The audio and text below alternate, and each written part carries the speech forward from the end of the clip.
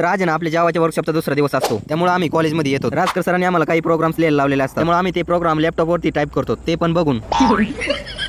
Sir रोजच्या प्रमाणे आज सुद्धा खूप छान शिकवत होते आणि आमचे सर्वच मित्र सरांनी सांगितल्याप्रमाणे प्रोग्राम्स करत होते. आम्ही ना कुणी सकाळचा नाश्ता नव्हता केला, त्यामुळे ना आम्हाला खूपच भूक लागली होती. आमचे सर्वच मित्र मन लावून अभ्यास करत होते आणि आमचे महाराज लपवून बांबू खात होते,